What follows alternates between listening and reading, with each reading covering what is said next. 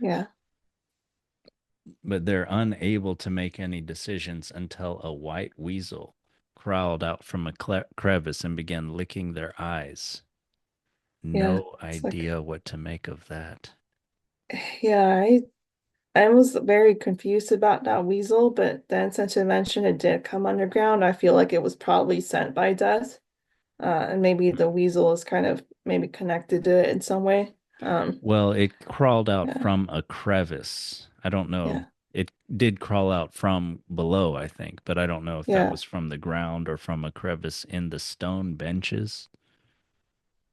yeah. I don't know, but I kind of thought of it as being sent by death, and it was like on purpose He was in a kind of way. manipulating the situation. Yeah, that's what I'm kind of feeling, but Hmm. um, I'm not really sure. Like, and I wonder if the weasel has like deeper symbology as well. Uh, Yeah. What do you think the weasel could mean at all? I mean, he's sort of like a snake. He can crawl in and out of small places. yeah, it's so hard because we know so much symbology for other animals, but I can't think of one so much for a Uh, weasel. and what about he began licking their eyes? I mean, so then they can see more clearly, something like that.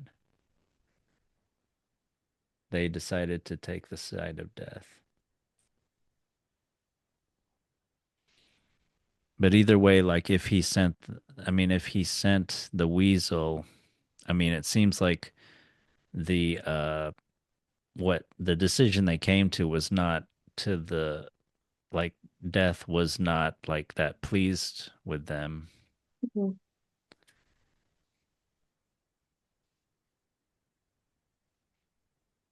And yeah, he tried to give them the argument, whatever this means, that since he was able to rule over the sun since she was a woman, but maybe that has something to do, yeah, with human relationships between men and mhm, women. Well, the man will assert his dominance, but then ultimately they come to a sort of compromise and sort of like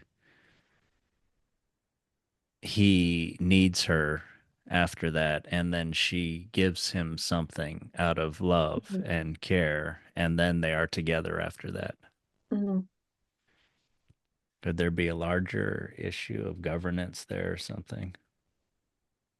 But either way, as I was telling you before, it seems like there's violence, chaos, and imbalance between all of them, and that kills almost all life.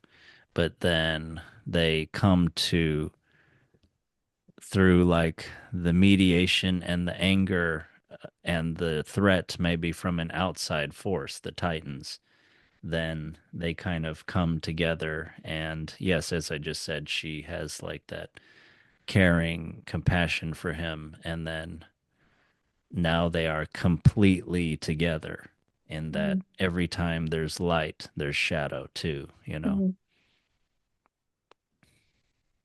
There's like this complete togetherness that they have. Yeah. And yeah, before, whereas the moon and the sun before had like persecuted death, they'd driven him underground, driven him into a corner. Now the sun takes pity on him, maybe partially because she sees that there was a larger force than death that was pummeling him. Mhm, And only after it's not only he's pummeled, but with such passion that the Titans tore all of Death's clothes from his stout body.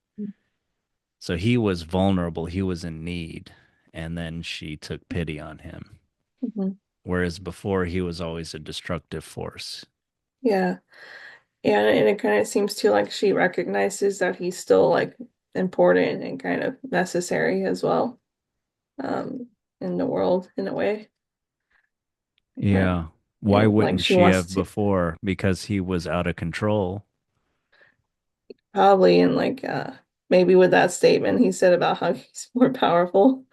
Uh Yes, maybe or he can, was, yeah, arrogant. yeah. He was like arrogant teenager or an arrogant 11-year-old or something, and then Yeah. he becomes like humbled by like a force more powerful than him, which represents Mhm. civilization too, right? Maybe because the Titans work as a group.